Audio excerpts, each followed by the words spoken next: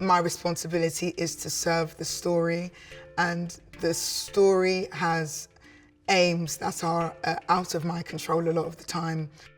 Hello, my name is Michaela Coel, and I am here with Bazaar UK to talk a little bit about my creative process with writing.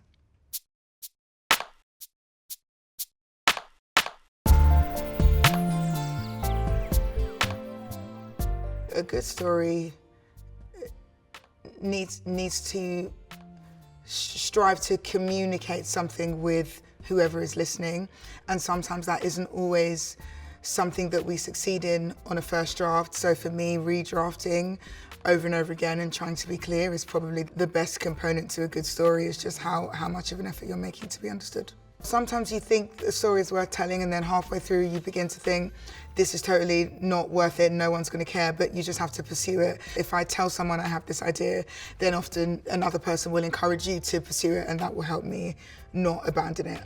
I don't like abandoning ideas. I think that actually my trouble is finding something to say. Sometimes I don't have a lot to say at all.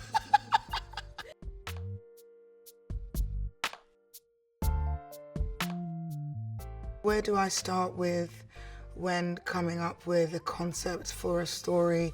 Probably always begins with me looking back in my life over my history, memories, and seeing how memories of things that I've experienced connect with things happening in the wider world around me, and somehow bridging the gap between those two things. Authored stories are using personal experience.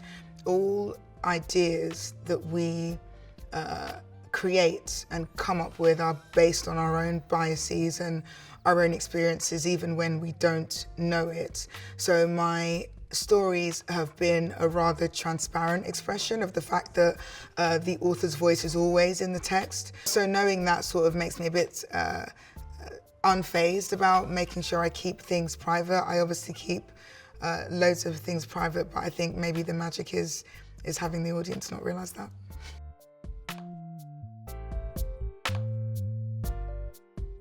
As an artist, I don't really control the stories that I tell. My responsibility is to serve the story, and the story has aims that are out of my control a lot of the time.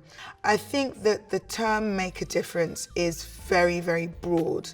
I think it would be very unfortunate if what you were creating and sharing didn't make a difference. I mean, literally, like in our lives, probably from when we're very young, everything we do is an attempt to make a difference, and whether that difference is in the very direct relationship with the one person watching, or whether it's a very broad political, societal differences, but we're always trying to make a difference. Everything we do is an attempt to make a difference, to have an effect. The thing I want to leave the audience member with, it's a feeling, and I don't know what the word is for that feeling, and I don't think that there is a word for that feeling. It's very hard to have the feeling, but I want it to do something viscerally and hit all of the senses. I want them to feel like they've just been on a huge ride, even though they've been still the whole time.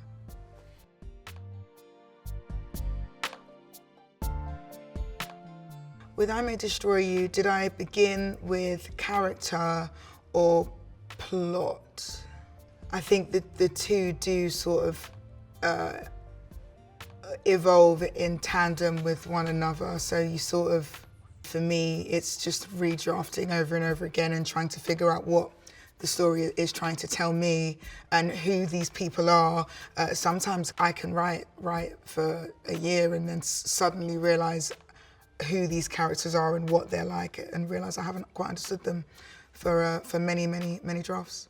Normally the way my shows have gone is I keep redrafting, and you know, we are going to have to shoot, because normally there's a deadline that a broadcaster will give you. So for me, I will keep redrafting until basically like the week before the shoot, and then I have to stop because the actors need to learn the lines, so I have to stop.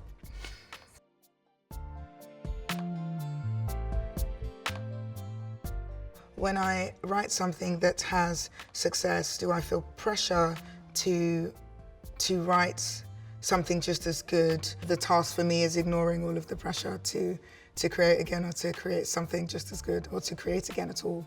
I have to ignore it. I struggle a lot with writer's block, and you know, they say just write even though you know it's not going to be good. So just put like begin typing or just begin writing, and eventually you will work your way from being like bad and not good enough and thinking it's not good to it getting better. So probably just to begin is a good way to combat it. I can only tell you things that I have done that have helped me tell stories. I have Googled how to write a TV show. I highly recommend doing that. There is a lot of information there. And once you've taken in all of that information, I think you should just like pick up a pen or start typing on your laptop and just like write